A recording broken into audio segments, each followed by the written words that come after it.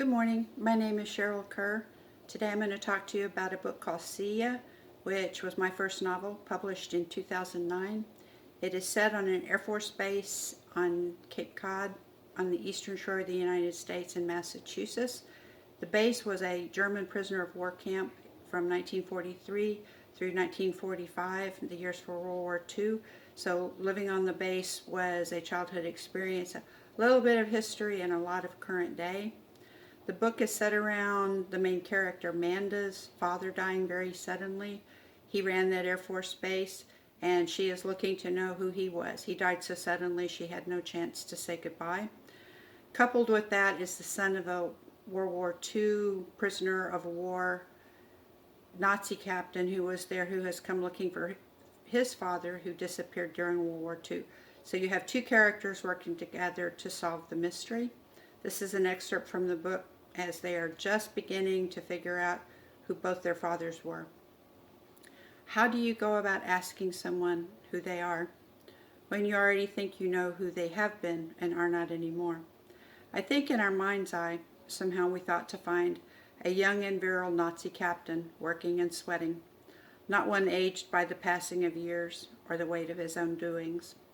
I did not know the details of how and why this man had stayed, but it must have been striking enough to catch and hold Matthew's feeling of importance. I did not think after all this searching that it would be hard to start a conversation, but it was. Peter stood motionless, hands in his pockets, the cheese forgotten on the counter, watching cars go by on the road. Cameron was sorting fruit and glancing over at me. I was watching the old man, trying to see in the wrinkles and sunburned tan the man from years before. I think I must have been hoping as much for Matthew in his face as for Peter's father.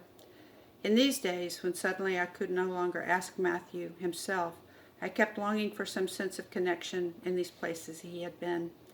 We were the last customers and were obviously no longer buying, yet also not leaving. At last he said, "Is there something I can do for you?" I took a deep breath and looked hard at Peter, thinking, this is the moment you came for.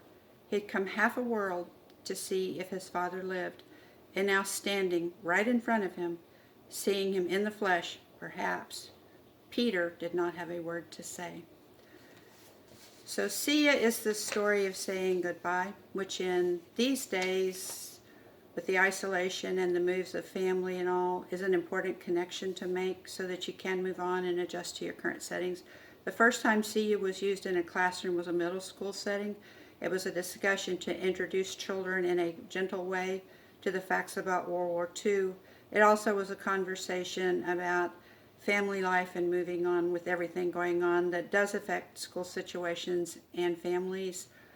They just work together or don't work together. And working through them is important for success in the classroom, is what that teacher felt. And I agree with that. Having been a child of an Air Force family and moved a good deal, I will tell you it's always an adjustment to fit in and to learn to be functional everywhere you are.